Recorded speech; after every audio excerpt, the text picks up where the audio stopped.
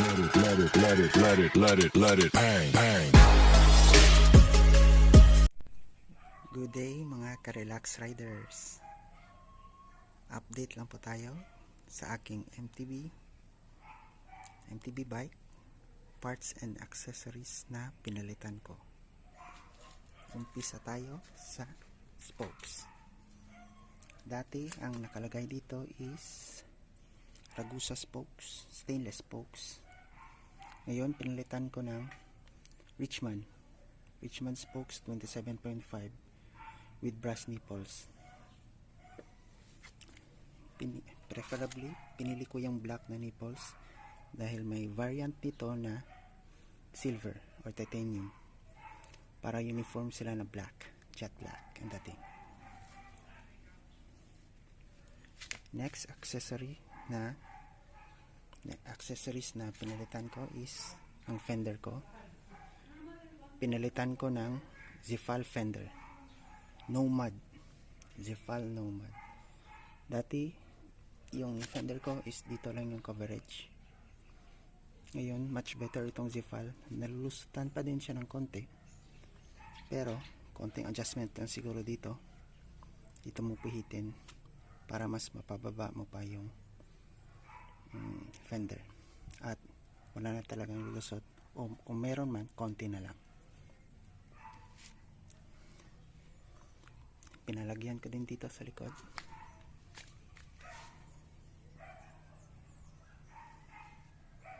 Wala nang talsik sa likuran ko pag dumadaan ako sa mga tabigan, mga paddles. Pero may mga pansin ko lang, may mga sediments pa din na natatrap dito. Meron kaunti lang. Much better na lang kaysa wala talaga. And then nagustuhan ko din itong fender na ito dahil sa design niya, sleek yung design niya, mangas.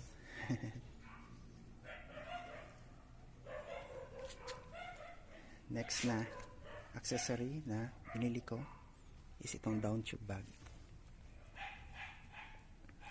Much prefer ko ito kaysa sa saddle bag dahil much bigger yung nalalagay ko dito na mga things ko.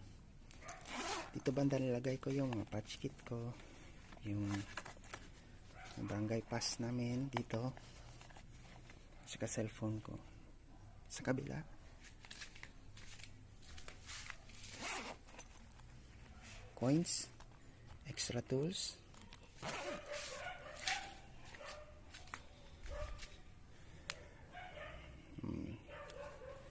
nabili ko ito ng 199 sa Lazada.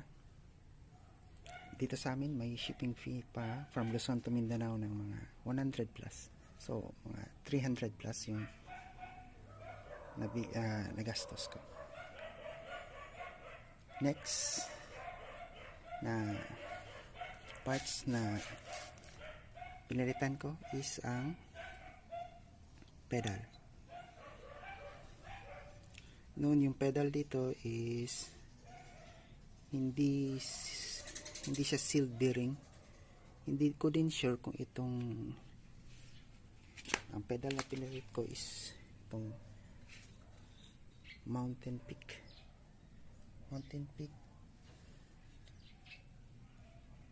6-7. Hindi ko lang sure kung may tinatawag kasi silang do bearing at saka yung sealed bearing talaga. Dahil hindi ko pa ito nabuksan, bago po ito nabili.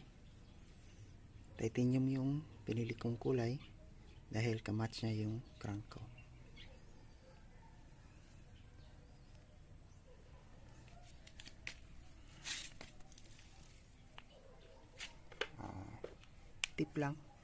Konting tip lang sa pag-install nitong Zefal na fender. Usually sa mga air fork na mga latest air fork ngayon, itong pinakamalaking strap yung ginamit ko. At dito naman sa likod, ang swak na swak, dito sa rider na frame ko is itong pinakamaliit.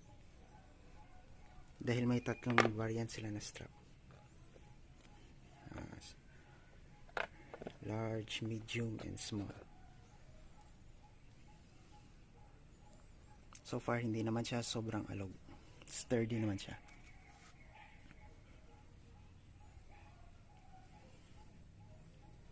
At may isa nga pala. Experience ko dito na sa pedals na ito is much better yung pala yung ganito. Dahil parang kang nakaklits. Feeling ko parang kang nakaklits. Kasi kumakapit talaga sa sapatos mo.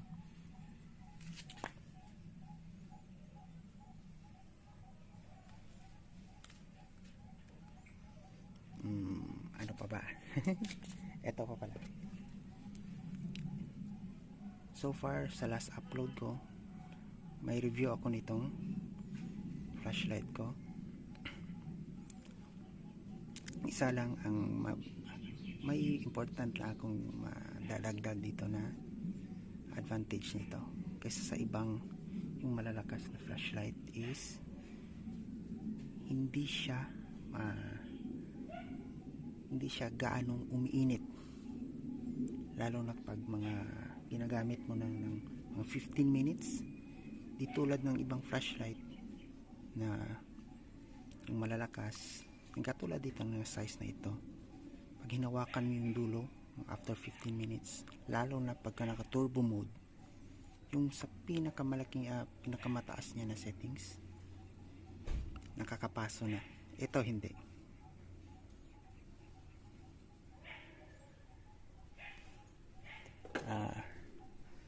Ano pa? Dito nga pala may pinalitan akong mga bolts, titanium bolts.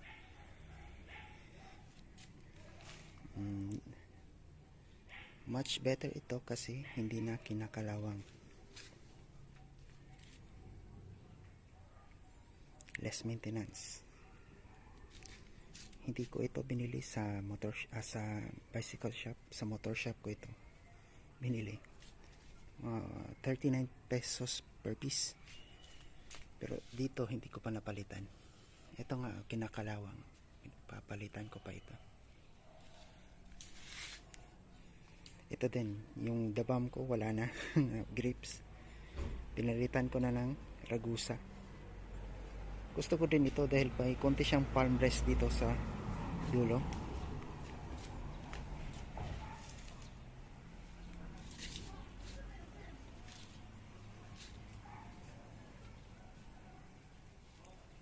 So far, yun yung update sa MTB ko. At ito nga pala, battle cage ko, pinalitan ko ng neon green para contrast lang.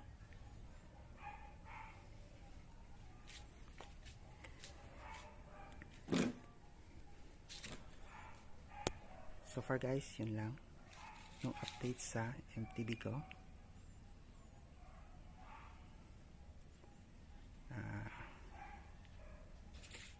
Medyo magastos pero enjoy naman tayo. Yun lang guys, until our next vlog, peace out.